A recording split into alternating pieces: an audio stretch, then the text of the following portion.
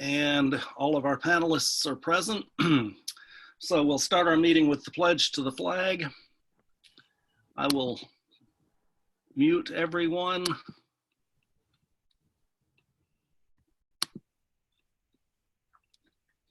And ask everyone to join me in the pledge. I pledge allegiance to the flag of the United States of America and to the republic for which it stands, one nation, under God, indivisible, with liberty and justice for all. Our first order of business tonight is a presentation from Stephanie Schneider, who's the president of the Saratoga County Partnership for Prosperity.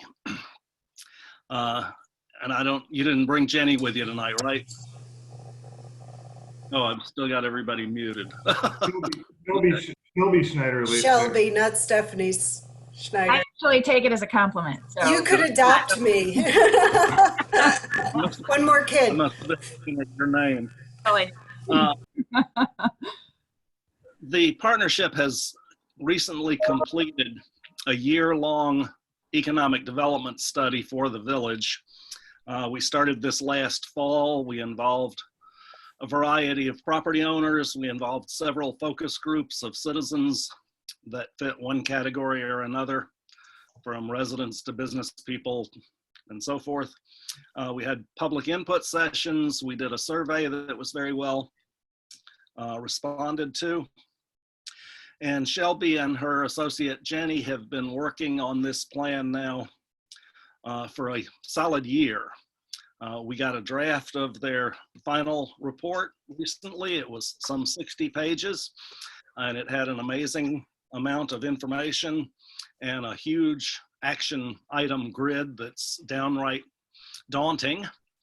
And so the board asked Shelby tonight if she would give us a brief presentation, 10 minutes or so, not summarizing the economic development plan, but just highlighting for us the key initiatives that we need to make our top priorities for immediate action. So what do we do first?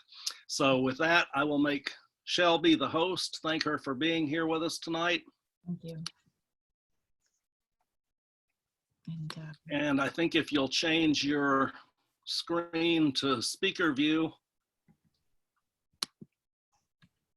Okay. And everybody mute themselves. I am trying to find where the presentation, where I can share my screen. So just bear with me for a moment. And if, you know what, I'm fine. We don't need to do this. Thank you, everyone. I appreciate the opportunity to come to this meeting this evening and just give a high-level overview of this 71-page economic development plan that we presented. We understand that there are many, many recommendations in the action matrix, but tonight I'm going to focus on a few high-level key points of that. In the absence, I was going to just, I think you, the general public, you have seen a copy of the plan, you've reviewed it. I have spoken to a few of the village board members, about their comments, because your feedback matters. Overall, the plan is designed to be an action plan. It is designed to not necessarily sit on a shelf, but to be leveraged to access funding, and to give, obviously, to do economic development within the village. We did have quite a bit of public engagement in a lot of the plan. Was designed around public meetings. We had many focus groups, as well as a public survey, which we had over 441 responses to. Within every focus group, the mayor really emphasized the importance of and a vision for the central business district, with the goal of expanding tax base, needing critical mass, of businesses and properties, because you can't necessarily go out and annex more land. You have 1.6 square miles of land within the village, and it's up to you to really make the most of that property. Make money for property and business owners, because in order to invest, an investor will really need to see how that money, how that investment is going to be leveraged, and build a business district that can serve 50,000 people through the village of Ballston Spa, Milton residents, Ballston residents, and Malta residents. The plan is a working tool. It was designed really to be a working tool for someone who wants to start a business or expand their business and write their business plan.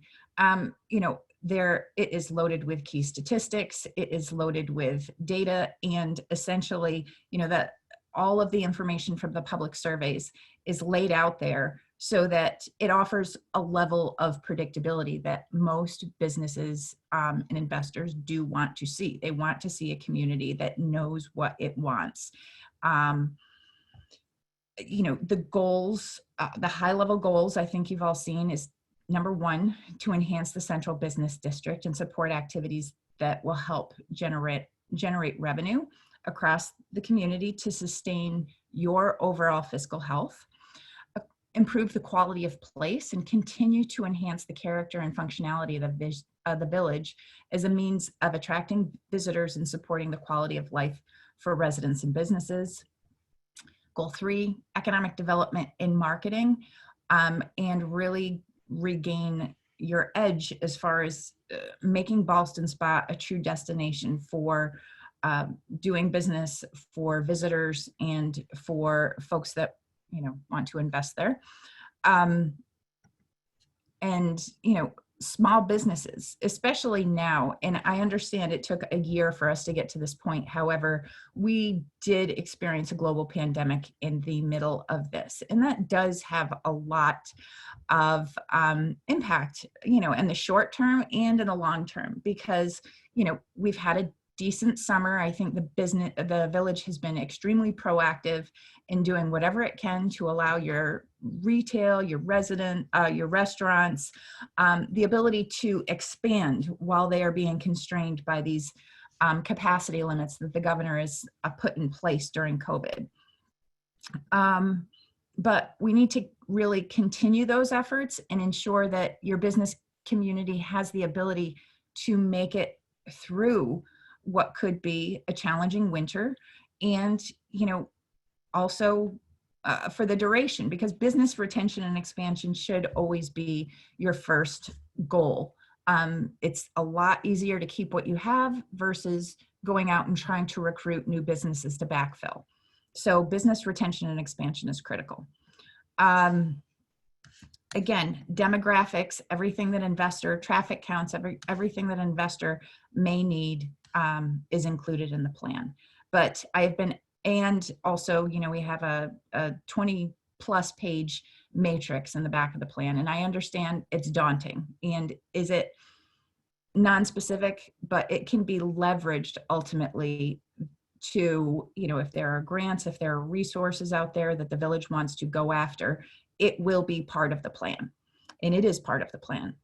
But after a year of work and a lot of conversations with stakeholders in the community, ultimately it's up to you to, this is your community. I don't live there, but our economic development organization is ultimately a stakeholder, but what you do is really up to you. And but my top 3 priorities right now and recommendations for implementation is, number 1, offer predictability to investors. And by investors, I mean property owners and people that want to invest in properties or people that want to start a business there. And, it's my understanding, many conversations, as well as, talking to your steering committee who helped guide us. First and foremost, I think it's critical that the village takes a look at updating the comprehensive plan. The last time it was updated was 1994, I believe. And The comprehensive plan will not only help build consensus within the village and help you understand what you want and how you want it.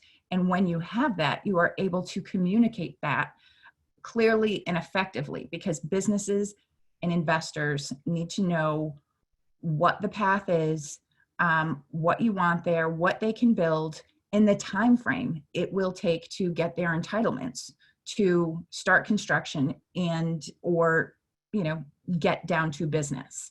And I think identifying districts within the central business district, again, tell investors in the business community exactly what you want. And I know that you have an existing master plan, but providing updated modern clarity will go a long way. Along with that, updating your zoning.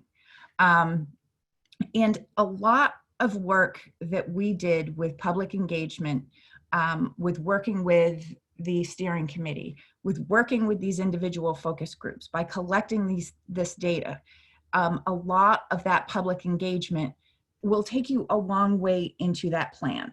I understand, the fiscal possible limitations in investing in a consultant.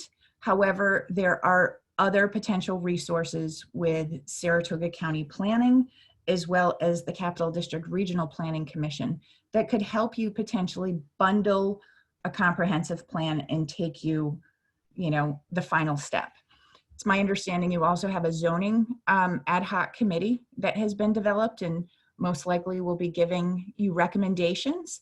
And again, that's the path towards clarity, because once you know what you want and you build consensus within the village, and obviously, work with your village attorney, this will take you to a place where businesses and investors can fall in line. And when they come to the village and say, I want to invest in this property, I want to build housing, I want to, follow the steps in this plan, the comprehensive plan will fall in place. So first and foremost, I think that almost everything hinges on your comp plan getting updated, as well as updating the village's code. Another low-hanging fruit is inventory your underutilized and derelict properties, because those are, that ultimately could potentially be your product. That you can go out and promote and say, we are open for businesses, identify the challenges, and offer solutions for development. And, I remember doing this probably 15 years ago with Henry's property, and you had an out-of-town property owner. And, I think there was a fire on the third floor and it was completely underutilized at that time. And you had someone that wanted to invest in that property.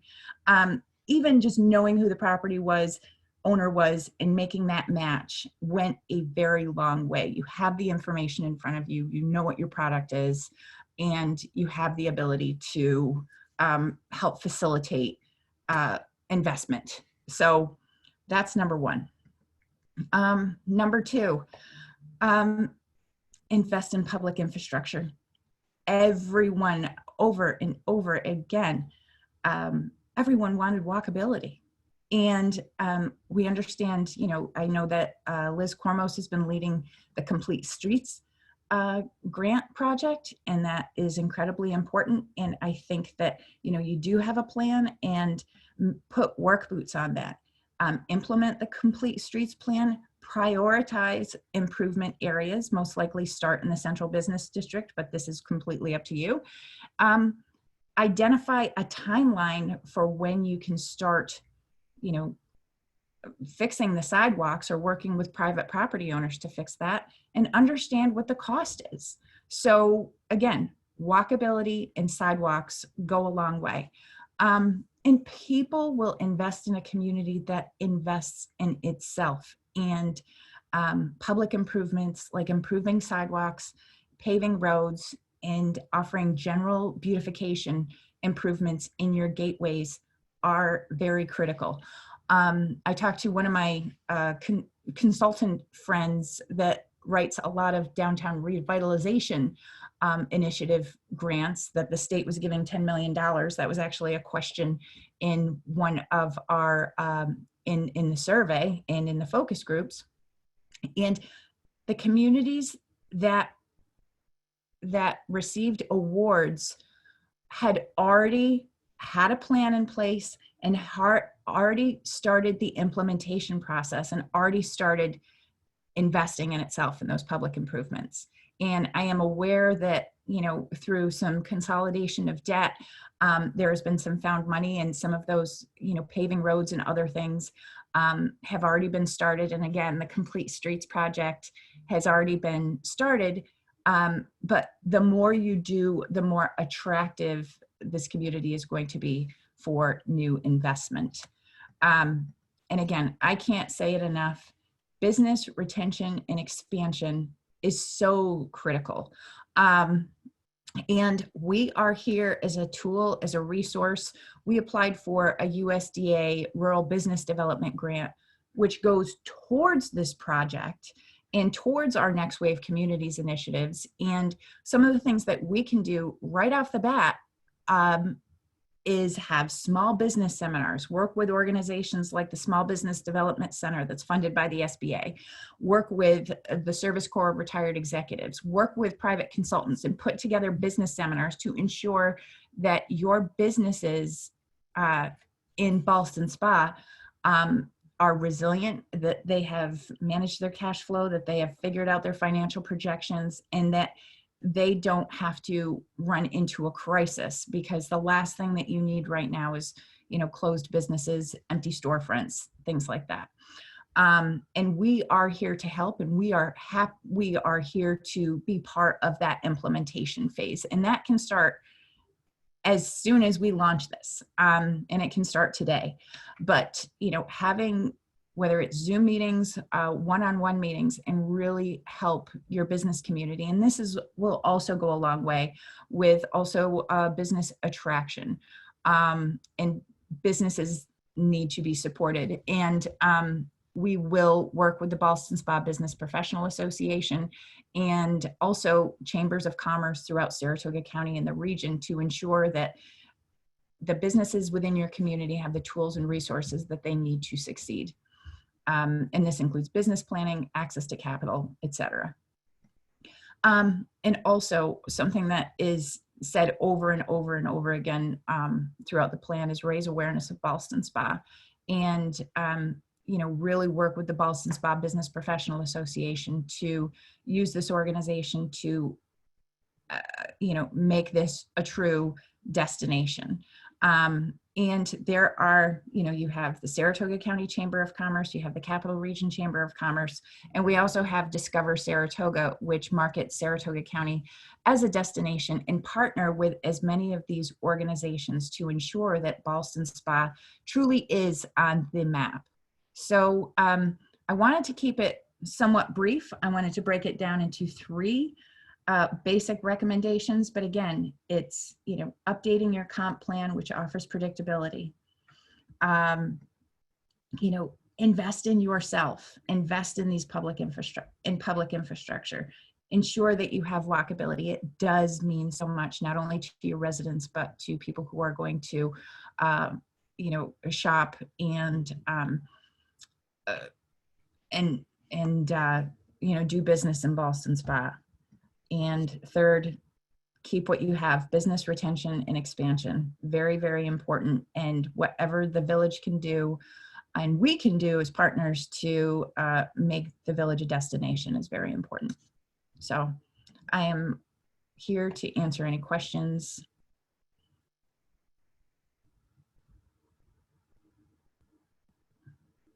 Anyone?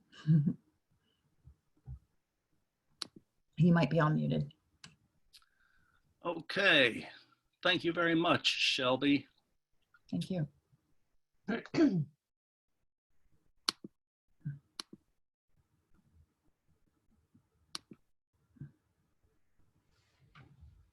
looking for the take back host button.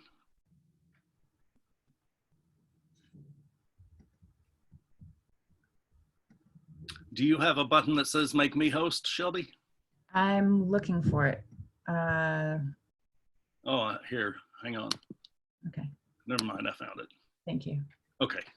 Okay. All right, so thank you, Shelby, for being here. Thank you for that concise summary. Thank you for all the work you've done over the past year and for all the work I know you're going to do in the coming years as we move forward with this plan. Any questions for Shelby? No, just thanks. I mean, I hope that the plan will, if the plan, is the plan already up on the website? Not yet. Okay. Should be soon though. Yeah, So we're then- working on a public rollout after Yeah. which it'll be available. Okay. Well, anyway, you know, just an incredible amount of work, which I think it's all good to remind everybody that was for free. To Shelby and her team for the incredible generosity of time and effort and intellect to put this all together. I have no doubt that it'll be a document that, you know, this board and future boards look to for years and years to come. And this is super helpful just to kind of boil it all down and focus us. I think, as we all know, sometimes it's easy to get kind of distracted by the shiny objects of the day or the week or the month, because there's always little forest fires happening everywhere. And so keeping our eye on you know, these central sort of ideas about where we should be spending our time categorically, I think is extremely helpful. So thank you, Shelby. Anything else for Shelby? Yeah, thank you. I mean, the plan was very comprehensive, very professionally put together, you know, the way it looks. And there's a lot of very useful information in there that I think will make writing grants a little easier, because we can take from that, which Shelby told us we could borrow, big borrow, steal. Yeah, I, you know, agree with the recommendations, really. It's just figuring out how we're going to do it. Okay, anybody else? Hearing nothing, thank you once again for joining us tonight, Shelby. We appreciate your time and your presentation, and I'll be in touch soon. And if you want to leave the meeting and not sit through the rest of it, we will all understand. So much. I appreciate your time. Have a good night. Good night. Thank you. Next order of business is the minutes from our last meeting, September 14th. Are there any corrections or additions to those minutes? Hearing none, could I have a motion that they be approved as submitted? I make that motion. Motion by trustee Cormos. Is there a second? Second. Second by trustee Shaw. Any discussion? All in favor say aye. Aye. All opposed, nay. Those minutes are approved. Next item of business is mayor announcements. I have a handful of announcements tonight. Number one, Shelby was talking about the gateways to our community, and the board has asked several times in the past about Ricketts, which is at one of the gateways into the community. So I wanted to give you an update on that. I did have the building inspector and the fire inspector gain access to the site and do a thorough inspection of everything up there. They cited the owner for multiple violations of our code. I believe the total number was 21, if I'm not mistaken. And they directed the owner to correct them. No action has been taken. So I consulted with the village attorney to find out what the steps are that we need to pursue. And it turns out that the first step is the building inspector needs to write a formal letter to the board outlining those areas he believes the property to be in violation. I have asked him to do that. I've asked to receive it by Wednesday, day after tomorrow. And as soon as I get it, I will forward it to you. And I will plan to put that on the agenda for our next meeting, where we have to pass a resolution, if we deem it appropriate, finding that the property violates village code in X, Y, and Z ways. And once we do that, then that starts us down a process by which we can correct the things that need to be corrected and move forward with that property. So that's where we are, and that'll be on the agenda for our next meeting. When you say correct the things, Yeah. when you say Who's correct, going to do the I mean, corrections? Well, we hope that the property owner will, but if we well, follow let's this just- process, it puts us in a position where we can cause them to be corrected ourselves and then add that to the property owner's taxes. So does that include, you know, I mean, I don't know what the violations are, but do we know whether any of them would be difficult to do on a contaminated site? Well, DEC is on there now doing their testing. They've got their test wells dug and they're getting results even as we speak. So No, I understand, but I'm just wondering whether there are, I mean, is there asbestos? Is there, I know that that's not the subject of the Superfund designation, but I mean, I guess my question is, you know, where is this all going? Because we know that they're not going to do anything. Well, where it's going is the building inspector is going to give us a list of the things that he thinks are in violation. We're going to determine whether that's the case or not. I'm thinking like 2 steps ahead of that, Larry. So I'm wondering, what is the ultimate like outcome here? I don't care about the process steps that's like in 5 minutes. I know what that is. What is the ultimate solution here? And are we prepared to actually undertake the work that will need to be done? That's the question. And we don't own the building. Unless we get control of the building and own it, why would we put money into it? Well, the idea is that we recover it on our tax bills, but you know. Yeah. If the owner has it to recover. Well, the way taxes work is Saratoga County makes us whole for the taxes that we bill, and then Saratoga County collects those taxes later. Okay. We get All right. like either, Well, but we have to follow this process and we have to go step by step and do all the right things before this can happen. So what I'm trying to do now is start the process and take the first step. I do want to be super clear. I have no problem with starting the process. My question is, how much planning should we be doing for like what could be significant, costly, potentially, you know, work that will need to be done by specialists, you know, given the contamination on site? I'm just hoping that we can be thinking about that as soon as possible so that we can actually do this and not get to a place 70% down the road where it's like, oh crap, we're not actually prepared to do anything about it. well, also, is it possible that the building could be condemned? I And think they taken- already condemned it. Huh? Yeah. It's already been condemned. It's already been consumed. Okay.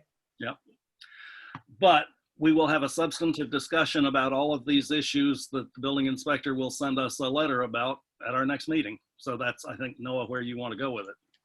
I do. Okay. Paving report. Milling was done last week on the 9 streets to be repaved in the north end of the village. Paving starts tomorrow. Residents have been notified individually of the schedule and the steps that they have to take to help out in the process, and we appreciate their help and support in making sure that this paving gets done. The one issue is the weather forecast for this week. The paving was scheduled to be finished by the end of the week, but given the weather forecast, it may be delayed into the beginning of next week. But those 9 streets should be done by early next week. That is 9 of the 10 streets on this year's paving list. The 10th one is Chapman Street, which is in a different part of town. And I discussed that with Jeff today, and we'll have more for you at the next meeting. I would also point out that this represents a doubling of the amount of paving we did last year, a doubling of the budget.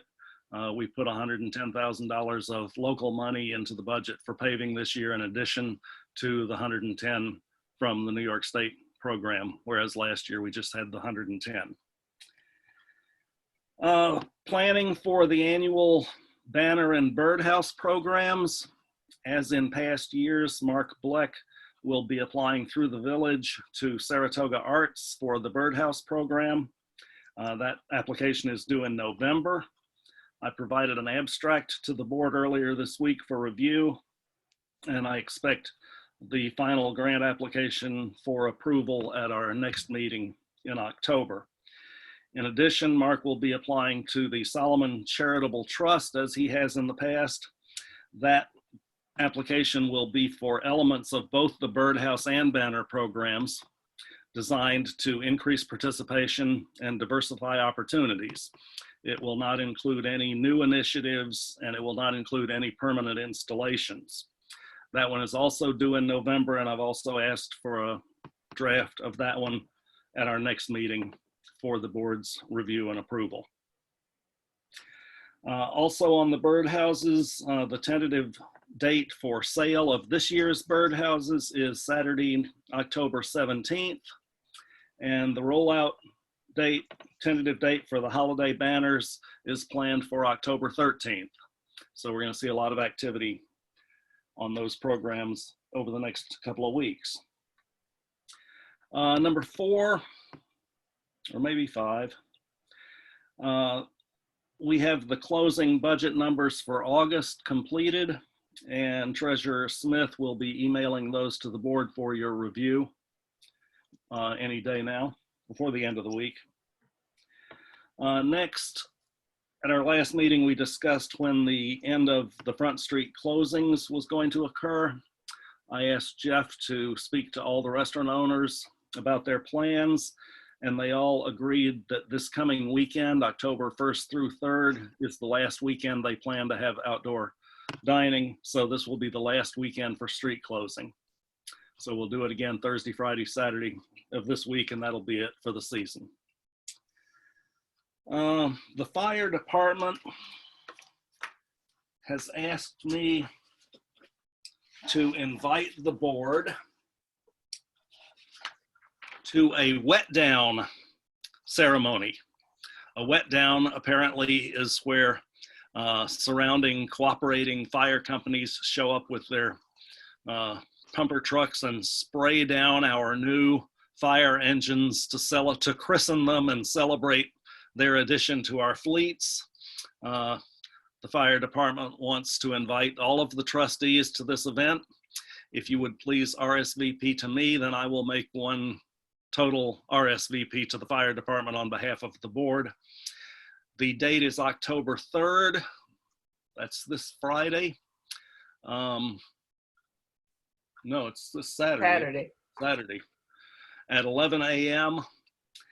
in the parking lot at the Wood Road School out on Route 67. So that's 11 a.m. on Saturday. There will be the wet down ceremony, and then they will be serving food afterwards. Hot dogs and hamburgers were mentioned.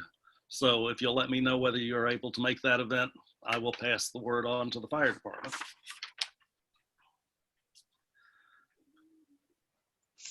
And our next meeting, the second Monday in October, is the 12th, which is Columbus Day. So our next meeting will be Tuesday, October 13th, so that everybody knows not to show up on Monday. The current executive order for not meeting in person expires October 4th. The governor has a record of deciding at the last minute whether he's going to extend it or not, but that should still give us plenty of time to figure out what we're doing for the October 13th meeting when we see whether or not he extends the executive order.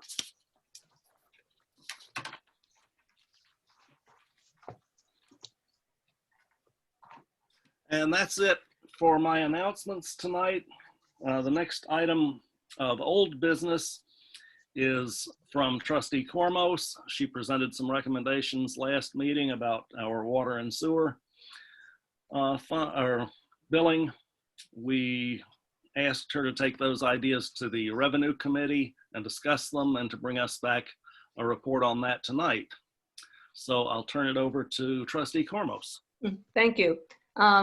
You also asked me to speak with Bob Kavanaugh and Jeff Gories, which I also did. So I'll start with them. With Bob Kavanaugh, he stated again that he does not believe we should charge for the meters. He likes the button meters, as I'll call them, or the pro meters, which are the ones we are installing. And he really had no comment on the fees or the rates. He said that's basically our job to do that. In the past, he has said that, you know, he does favor you know, increasing the sewer rates as the volume goes up, and, you know, potentially separating the in and out of village schedules, but not changing any of the rates. Jeff Gories also said, no, you know, he does not favor charging for the meter. As he put it, it's our meter and ours to replace and, you know, fix. He did say, which was very good news, that he feels he can, you know, we can identify all the broken meters. And I think, as you said, Mayor, you know, by midwinter, we can clean that situation up and get us back to, you know, the majority being meters that work. He also said there wasn't really a problem, particularly after we, you know, go through those initial lists of about 400 folks that haven't been reporting. He says once we get through those, there really isn't a problem in sending out somebody when they do not read a meter. Currently, we're doing that. You know, if somebody doesn't report, we on the second cycle, then they send somebody out and charge them $100. He is very much in favor of the radio read meters. He said that if we show interest in looking at those meters, there'll be 7 vendors on our doorstep competing with each other. He likes those meters because it will really reduce the amount of labor. They have software programs that feed directly into the billing system. And, you know, he is concerned that, you know, currently we have Bob Kavanaugh providing a lot of hours managing our water system and, you know, not basically as a volunteer, and that we can't count on that staying that way forever. Someday Bob may want to retire. So, and then we would have to pay somebody to do that work. So he'd like us to look at the radio meters. So the revenue is in the millions. Well, that's a huge expenditure. Well, yes, but there are a number of Stillwater, Ballston, and Corinth have all installed radio meters. So my recommendation later on is that we at least take a look at it and compare it to, you know, having all button meters, and compare that to what we're doing now. You know, pros, cons, costs, operating cost, capital cost, and then make a decision based on some facts. The Revenue Committee met on Tuesday. They do not recommend charging the property owner for replacement meters, as both Bob and Jeff also agree with that, unless the damage is caused by the owner, which is already in our code. So basically no change there.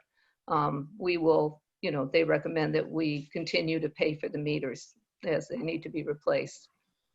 They did recommend that the sewer rates be set to half the water rates, and that the schedule be removed from the village code and included in the fee schedule along with our water fees, and that the half of the water rate would start, I think, about a penny over what it is now, but instead of decreasing to 77 cents per 1,000 gallons, it would increase to, I have those numbers here,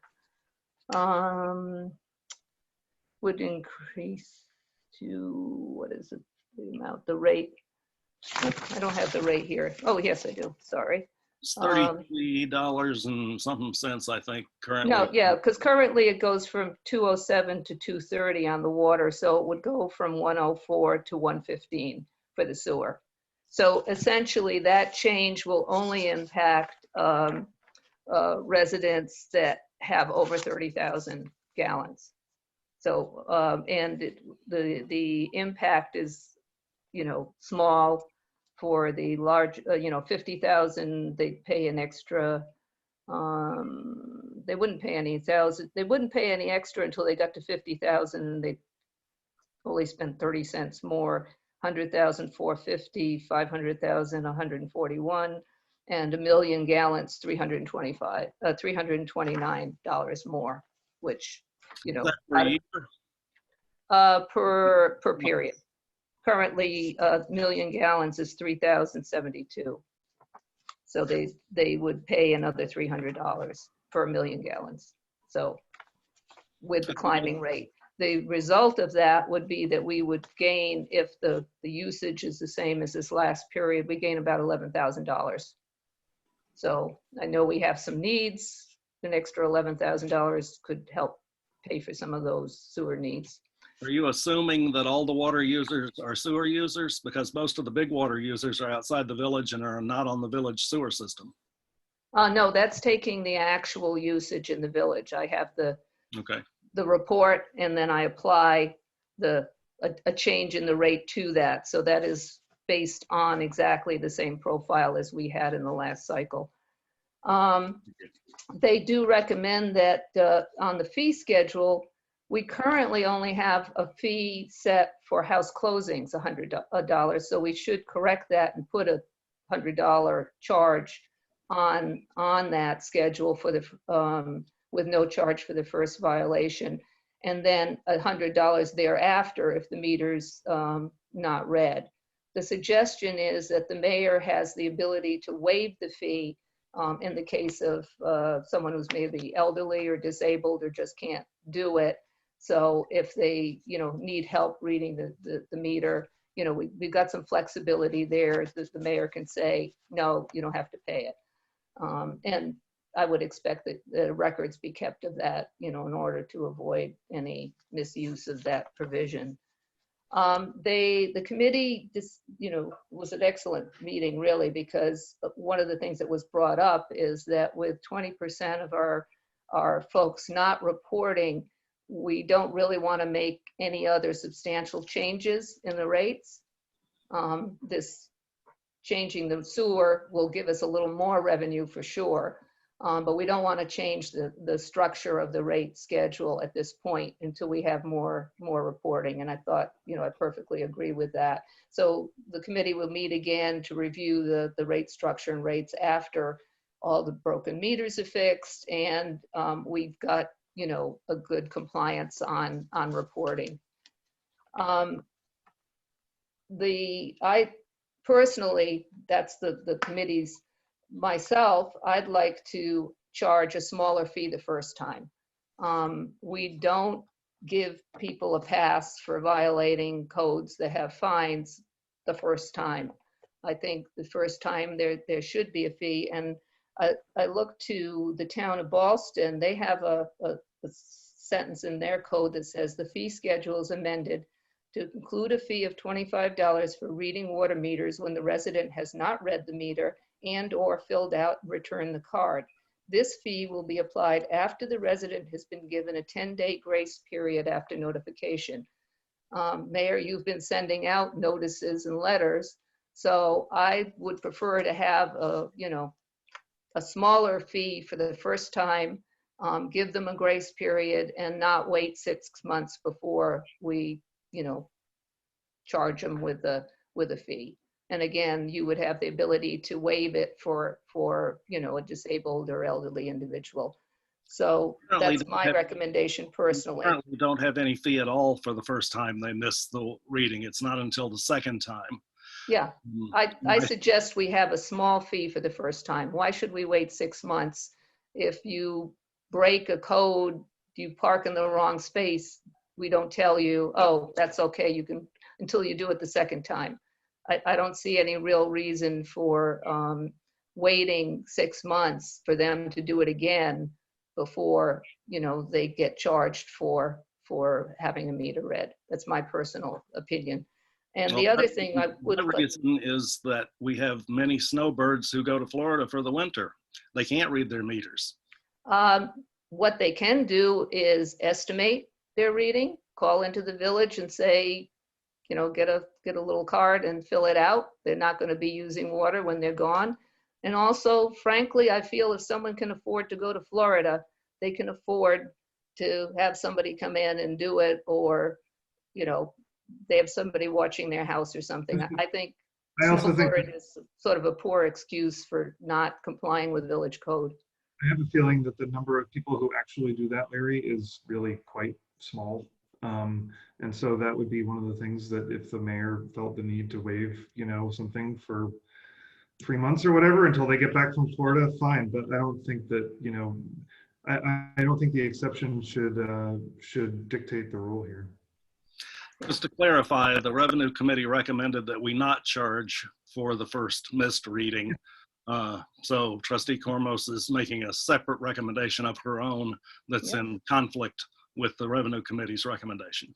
Yeah. Yes. It's basically the same with adding a fee in the beginning. Yeah. Christine?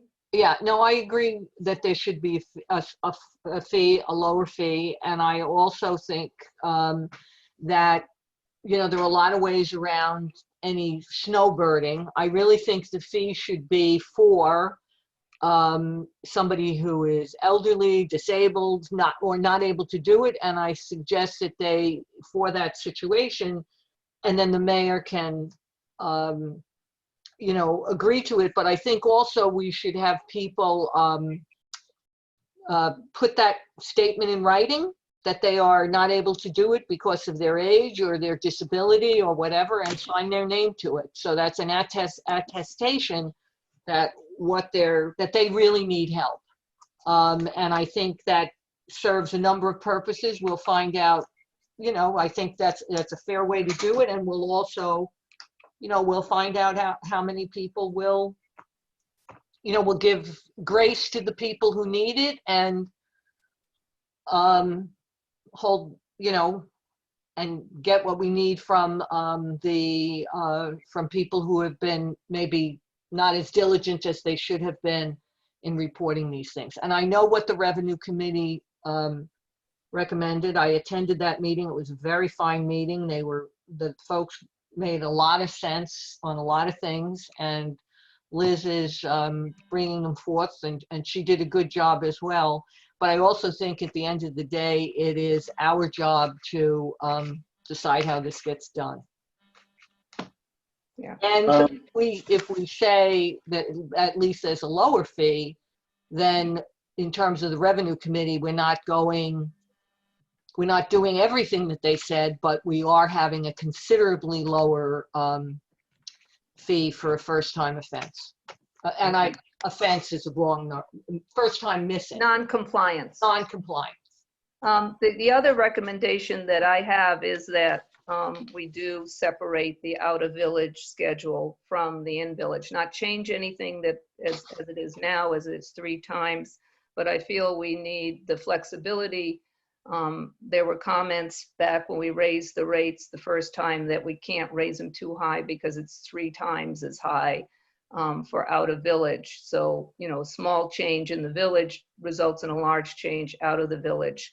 Our rates actually aren't quite as competitive as we think they are. I've been gathering, and we'll share with the board some comparative rates. And Saratoga Springs charges 1.5 times inside rates, Mechanicville 1.8, Stillwater 1.42, and Schuylerville 1.5 because providing water outside their district or borders. So I don't want to change it now, but I'd like to have 2 separate schedules, have it not in the code, put it in, as a Revenue Committee recommended. I also, which we discussed at the Revenue Committee, but is really the board's decision, propose we do an analysis of our current system versus 2 options, replacing all the meters with button meters, which will require some labor, or replacing with radio meters. An analysis would include the pros, the cons, talking to all the stakeholders, parties, Bob, Jeff, others, public, and then outline what the capital cost would be, the operating costs, and the financing. Because yes, I mean, a number of municipalities are switching over. It will relieve the DPW of a lot of labor. And so I'd like to undertake that sort of a study for us so that we can finally get off manually recording. And that's it. Any other questions or comments for Trustee Cormos? I'd just like to add to the conversation here that I understand that the trying to give a reduced amount of $25 for the first period of non-compliance, but it sounds like we may potentially creating a paperwork nightmare with the thought that now you have to keep track of who did it the first time. And then if 6 months go by and they don't do it, is that a first time? Or, now we got to create a whole set of parameters. Rather than do that, maybe just give a grace period initially and we notify the public that sometime next year, if you don't read your meter, it's $100 each cycle, period. And, rather than, and just inform the public and give them a long period of time to get on board with that. Because I think we're going to end up putting a lot of onus on us to keep track of things that we really don't need to add that, something on to workload for whoever's going to administer that. So. Thank you. Can I Mayor, add you were able to quote that we had 130 people on the non-reporters that were first time. I just felt that was a pretty I high asked number. Bob Cavanaugh to generate that report for me. So that was a special report that was generated at my request. Right, but we have the ability to track I that. do have a question. Just so I understand what the recommendation is. Currently, there's a $100 fee when we read the meter. There's not a $100 fee for not sending in your card. There's a $100 fee when we go out and read the meter. You're suggesting that there be a $100 fee for not reading the meter, starting with the second time. And is that in addition to the $100 fee for our going out and reading a meter? I Or does think it Sean's replace our recommendation is to basically treat it as a fine, I think. Mine was to stay with what we're doing now, which is they'll go out and read the meter based on Jeff's comments that that's not going to be an issue for his group. He says reading a meter, you have to set up an appointment, but he expects that the frequency of that will decrease based on the current efforts to tell people they got to read their meters. I mean, I think a grace period could be allowed anyways, and if they don't, then we would reach out and say we're going to have somebody read your meter, but they would still pay the $100 fee, fine, whatever you want to call it. And okay, so I think what Larry is asking is this $100 fine for not reading your meter and or not returning the card. So it's basically a package deal. You fail to do one or the other, it's a $100 fine. Isn't that what you're asking, Larry? You want that clarification? Yes. Yeah, but I think it covers that the DPW going out and reading the meter. Yes. Yes. Okay. It's not an additional charge. That replaces the current $100 in the fee schedule is what you're suggesting. It's really, is it a fee or is it a fine? I think DPW has made the commitment that if somebody doesn't report, they're going out and getting a reading from that meter. So it almost doesn't matter. They're going to do that work. And we should collect a fee to cover their time and, to do that. Right, but we also know that because you came up with a number of meters that weren't read and we gave a default amount, that the DPW and going out and reading those meters isn't happening either. It is now. Yeah, as long as they can make an appointment and somebody keeps it. Right. Yeah. I mean, I'm relying on what Jeff said. He did not think tying it to them reading a meter was going to be a problem. But I suggested the fine originally. Okay. So, thank you very much, Trustee. do we want to have Stephanie, I can send her basically what I just said, write up some changes for the code? I think you should write it up and get it to the board, and we should vote on whether we want to do it. And then if it requires changing the code, then we'll do that.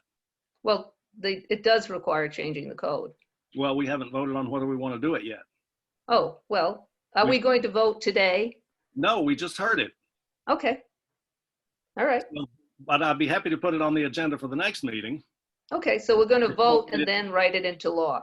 Yeah, if you'll write up what it is that you want us to Okay. vote on, Okay. it'll be on the agenda for the next meeting. Tonight was just a report. What will the first resolution be, or what would the first, Larry, why don't we just do this in one vote? Like, write up a code, and if we want to do it, then we do it. If not, then we don't. What's the first, what would be the first resolution, Larry? I don't understand. To change the fee schedule and to change the sewer rates. And then once we've acted on that, if that requires a change in the code, then we change the code. And I think the $100 may be written into the code. We don't want it, you know, like the other fees, we want it separate fee to be determined by the board. Yeah. Yeah. Yeah. Those changes. And also it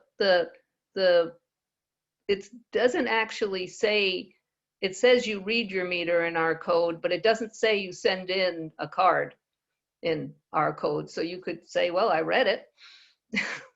So we need to improve the language there. You're right, and define a timeline that you need to return the card by, you know. Mhm. I assume that's already on the card. Yeah. Yeah, I mean, I just get it, I fill it out and I put it in the mailbox, but Yeah. yeah. I mean, are we going to have two options? Have a small fee and on the first, and then the 100, or, you know, that's a choice. And the other choice is my recommendation on separating the outside user into a separate schedule and taking out the 3 times from the village code. So I could present either of, you know, both of those, and we can decide which one we want. Okay. Yeah, I think personally, I prefer something without having to keep track if it's a first time or not, just because that creates work for someone. Well, actually, you got to, for you to know that they're doing it the second time, you got to record that they did it the first time. That's why I'm saying it doesn't matter. What I was proposing is you wait a certain date, and after that date, it doesn't matter if it's the first or fifth or sixth time, you get the same fee every billing cycle. So then somebody who after that date does it the first time will get the $100 fee. Exactly. Okay, all right, we can look at that as an option, or my suggestion, or another option. Okay. So get that to the board and I'll put it on the agenda for next time. Mhm. Moving on to new business.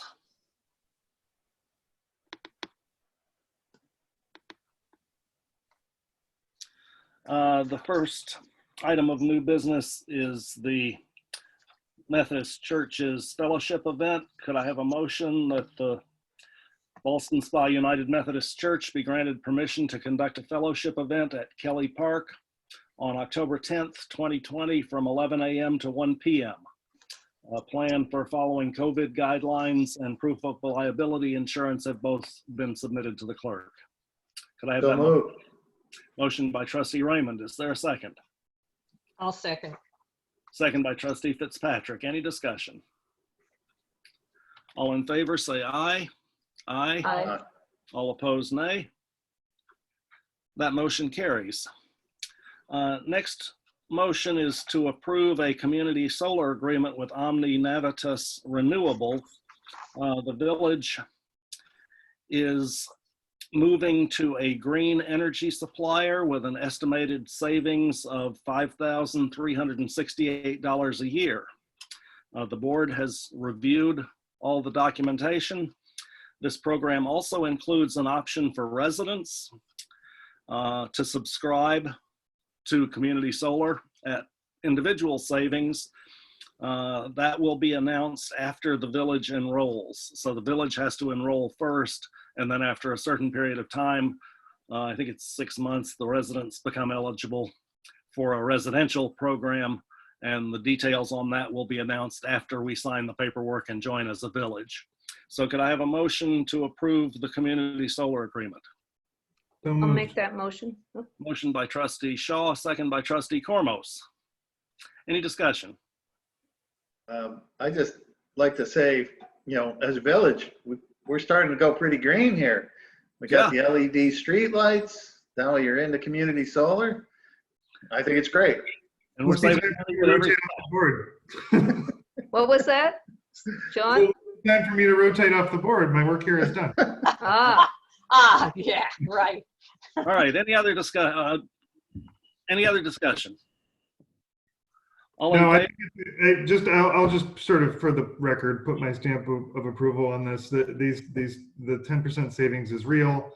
The option for residents to subscribe later on is good, and there will be some sort of little goodies that go along with that, hopefully to encourage people to do it, but also to make it give them a little benefit. We're displacing a lot of otherwise dirty energy that we would be using. And the facility, for if anybody's interested, the solar facility that we're subscribing to is actually way up north in Governor. You can subscribe to any facility that's within the same service territory as your utility. So, it's sort of, you're probably not going to drive by this one and look at it and say my electrons are coming from that solar panel, but it is there, and we are anchor subscribers, so it's good stuff. Noah, is somebody who has solar panels, are they eligible? Very good question. The question whether a customer, a residential customer, can basically have can offset any usage with a community solar subscription that is not covered by an on-site system is something that the Public Service Commission is actually considering right now. So I don't know the answer to that, but at some point maybe. Okay, good. Because solar doesn't cover it in the wintertime. Are we ready to vote? All in favor say aye. Aye. All opposed, nay. That motion carries. The next item of business is the Committee on Police Procedures.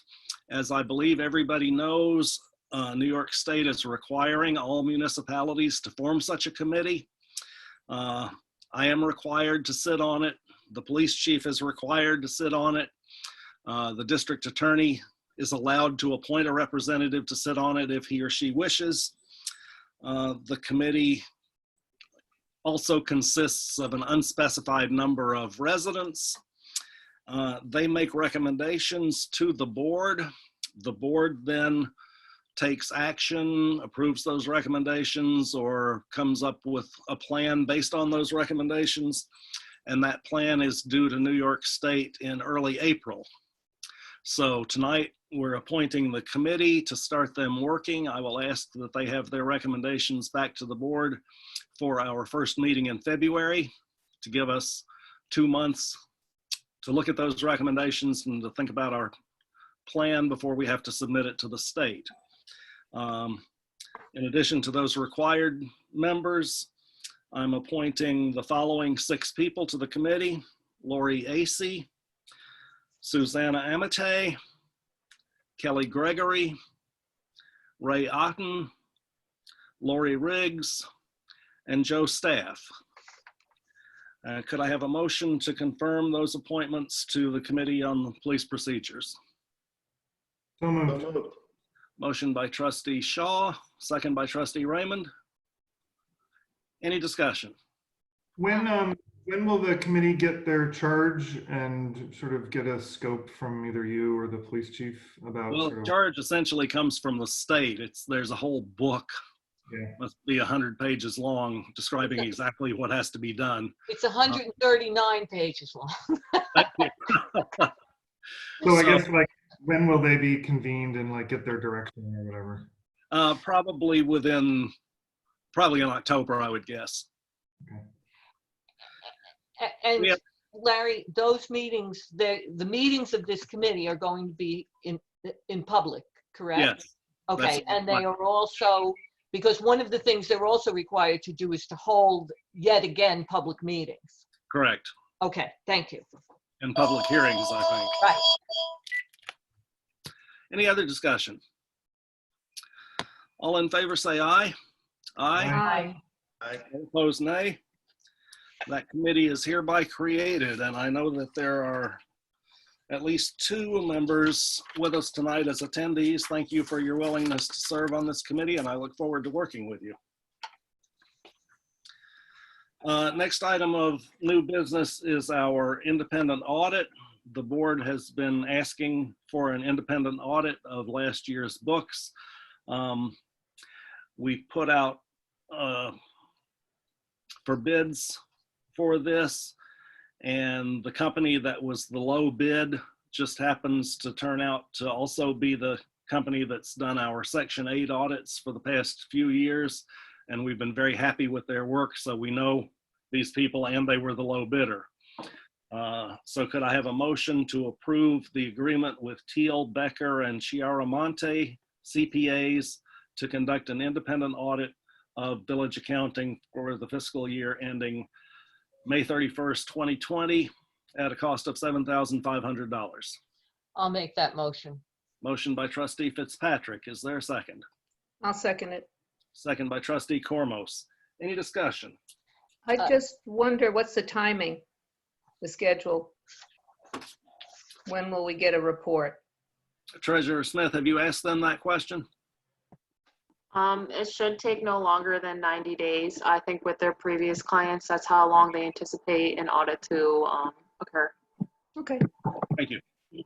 Any other discussion? Yes, I'd just like to congratulate you, Mary, Julia, everybody who involved in getting our accounting system and our in order. I think that that's a real achievement, and I think an independent audit that's done annually is very important and something that will help us stay on the path of good accounting, good business, professionalism, and it just speaks very well that this is happening, and it's taken a long time, but I think it's quite an achievement. Thank you. Good. Thank you for saying that. Any other discussion?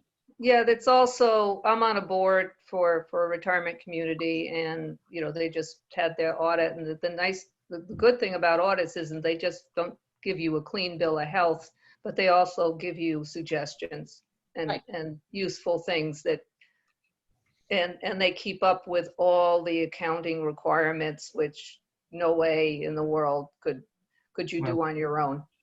And they're also, maybe this sounds kind of lawyerly, but they're ass covering exercises also. I mean, to the extent that anybody calls into question something in our books, in an audit from the controller's office or whatever, it's very, very helpful to have done these in the past to be able to say that, we were diligent to the extent there was something, blah, blah, blah, blah, blah. So it's kind of a no-lose situation, and it is, I agree with everything Christine said. So thank you, Larry. Thank you, Julia, and everybody. Yeah, thank you. It may turn out to be the best $7,500 we spend this year. Thank you. All right. Are we ready for a vote? All in favor say aye. Aye. Aye. All opposed, nay. Independent audit is approved. That brings us to the consent agenda for the 2021 expenditures. It has one item on it, so I won't ask if anybody wants that one removed, because then there wouldn't be a consent agenda. So could I have a motion to approve the consent agenda? So moved. Motion by trustee Raymond, second. Second. Second by trustee Shaw. Any discussion? Hearing none. All in favor say aye. Aye. Aye. All opposed, nay. Aye. Consent agenda is approved. That brings us to trustee liaison reports. Does any trustee have a report for us tonight? Trustee I Corr, Go. Trustee Raymond. Yeah, just a reminder for folks, putting stuff out on the curb, it won't get picked up until beginning October 15th. So, just be aware of that, don't start too soon. So, Yeah, October 15th is not very far away. no. Just an FYI, because we've gotten some comments, DPW took down the huge vine that is on the Iron Springs Park. And some people have questioned why did we take the monster down? Well, for one, it is a highly invasive plant and was tangling up all the trees and above. And it will be replaced by 2 hydrangea trees in that area, which will be planted and dedicated to the Puckhaber. There'll be more information about that. We won't be able to invite the Puckhabers family, but we were thinking of maybe, doing a video or whatever because the tree that was planted, in their parents' honor is going to be coming down, and I think is may be used for a Christmas tree. Yeah, that's what we're talking about. Looks Yeah. like it would be appropriate. Yeah. There is a climbing hydrangea left on that wall over on the right side. Are you saying that they're going to plant? Oh, this is not the hydrangea. It's the wisteria vine that was taken down. The hydrangea is climbing staying. It's beautiful. So are you saying they're adding another one? No, the plan Are is you to saying plant 2 hydrangea trees. That has a single. Oh, Yeah, okay. and the hydrangeas above it. So it will add more flowering color to that garden. Okay, thank you. Any other trustee liaison reports tonight? All right, moving on to other business. We do have a couple of items of other business.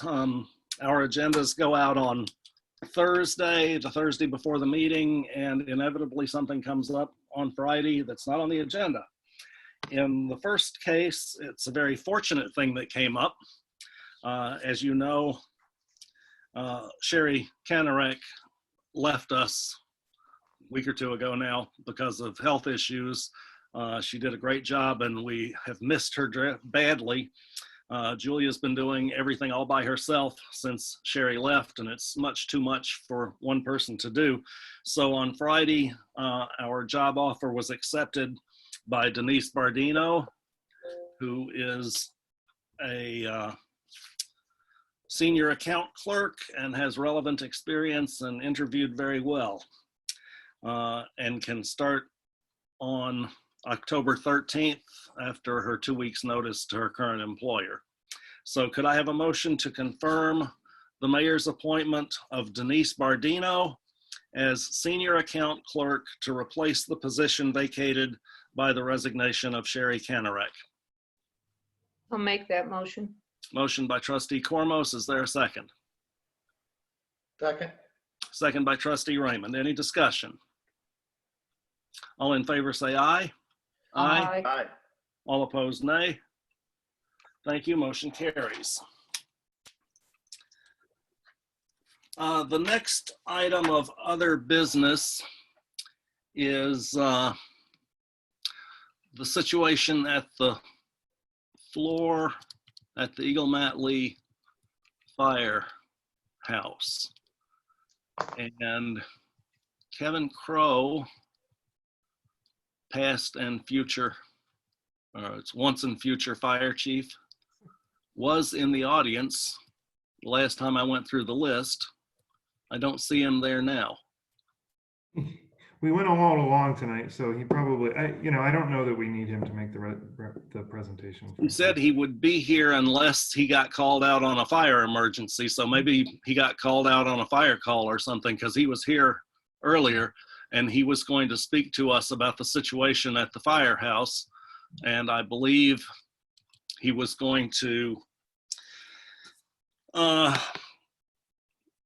tell us that the project really needs to be done and tell us that they can afford it and will have enough money left in their budget to cover any emergencies that might arise afterwards.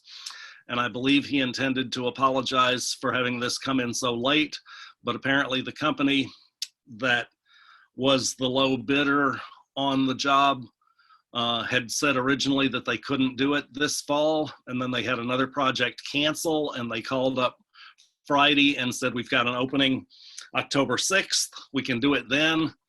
And the fire company said, perfect, but we have to have it approved by the board, and this was our only meeting before October 6th. So he apologizes for the short notice, and he assures us that it won't happen again. And I will ask for a motion to authorize Eagle Matley Fire Company to expend $22,500 to refinish their floor, Excuse to me, have their Larry? floor refinished Larry, by, yes. I'm sorry to interrupt, but Kevin's telling me he's there. He's hitting the raise hand button and nothing's happening. Not on the list. He's not on Yeah, the list. there's a raised hand. I think you have to let him in. He may be left. In this, Raised hand is Mark Black.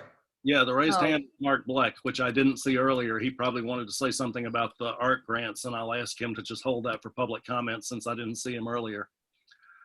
But I don't see Kevin in the list. He said nothing's Well, happened. we're gonna vote yes, Kevin, so don't worry about it. well, I mean, do we say a little bit more just about what the project is? This is about some cracks in the concrete surface of the floor in the EML that have been in need of being fixed for some time. It's A lot of hitting also. yes. So anyway, the point is that this is, I don't think anybody like disagrees that this is an important thing to do and necessary, and this is a good time to do it. I think the only sort of question was sort of just a process question, which we don't even have to get into right now. So I say we just move forward with the vote. All right, Unless- I'll finish stating the motion first, though, if you don't mind. No, I have the details. Authorizing Eagle Matley to spend $22,500 to hire Gimondo Epoxy Company to refinish the floor, and that money will come out of budget codes 3411.002.00 and 3411.002.07. Could I have that motion? So moved. Motion by trustee Shaw. Is there a second? I'll second. Second by trustee Fitzpatrick. Any discussion? Hearing none. All in favor say aye. Aye. aye. All opposed, nay. That motion passes. And Clerk O'Connor, if you're still talking to Kevin, please give him our apologies for whatever happened that He can hear you, he said. he can hear us, but he's just not on the list and we can't see or hear him. Oh. So I don't know what happened, but tell him thanks for coming, and I guess he can hear me. Thanks for coming. He said thank you. We're sorry it didn't work He out the said way thank you. it was intended to. It's like telephone. Okay, moving on. The next item of business is public comment, and I will recognize Mark Bleck, whose hand has been up since we were looking for Kevin, at least. Mark, you're now permitted to talk. You have to. Hello, I'm sorry, that was a mistake. I'm fine. Oh, you don't want us to comment? No, there was no comment. I just hit the button by mistake. Oh, okay. Thank you very much. Any other public comment tonight? If you want to hit the raise hand button or enter into the Q&A box, either one will allow us to see that you have something that you want to say. I'm scrolling. Okay, I see a raised hand from Aaron Crossett. Aaron, if you'll please give us your name and address and tell us what's on your mind. Hi, I'm actually Aaron's husband. My My name is Kyle Crossett. I live at 80 Saratoga Avenue. I'm not sure if the board is aware, you probably are, but a couple of nights ago we had a car flip on our street. We're supposed to be a very quiet residential neighborhood, and we had a car speed out of control, flip over, and I guess land in an area where me and my wife and my baby son generally walk when it's nice out. And we've noticed that there is an issue here with people speeding, people burning out, people driving out of control, people using this road as a cut through to avoid traffic or whatever on Route 50. So I guess I just wanted to bring it to the board's attention and request, I don't know, something be done, whether it's increased police patrols or some kind of a speed monitoring system that shows the speed of the traffic, maybe more stop signs, something like that. I guess that's all I had to say. Okay, thank you very much for that comment. I will speak to the police chief, as will Trustee Shaw, I'm sure. I do have an update for the board if you're not aware of the status of that accident. The driver was taken to Saratoga Hospital for blood tests or whatever tests they do, and the results of those tests have not come back yet. So we don't know at this point anything further. But that was a very unfortunate situation, and we're very sorry that it happened to anyone in the village. Thank you for bringing it to our attention, and we'll definitely speak to the police chief about increasing surveillance down there. Larry, may I ask a question? Was the person who was driving, are they a resident of the village? I don't know the answer to that. Yeah. The clerk says no, they were not. Okay. I see another hand from Jamie Martin. Jamie, if you would give us your name and address also, and then say what's on your mind. You have to unmute yourself also. Oops. Jamie, I live at 91 Saratoga Avenue.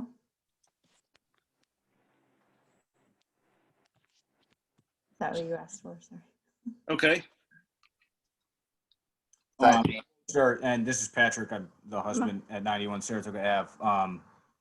We raised our hand, I think, before he started stating about the accident that happened the other night. I think there's a couple of us in the neighborhood that are on tonight. The same reason, just the speeding that goes on the street, and hopefully something that can be done, because we have our window open now and we can hear speeding people going by. So I think you guys may see a couple comments too from some other people that live on the street as we're talking right now. So. Okay. Thank you very much. And I do see another. Participating.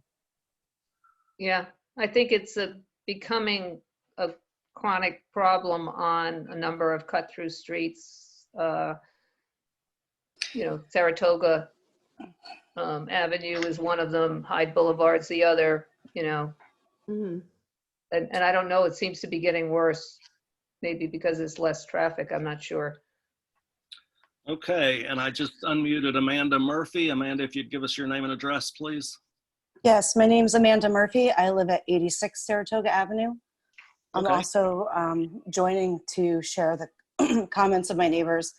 I've lived here for 13 years and it's gotten worse and worse. It's always happened, but it's gotten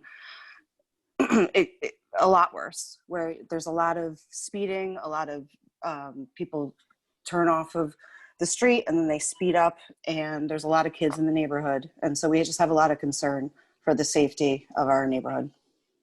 Okay, well, thank you very much to all of you for showing up and sharing those concerns with us.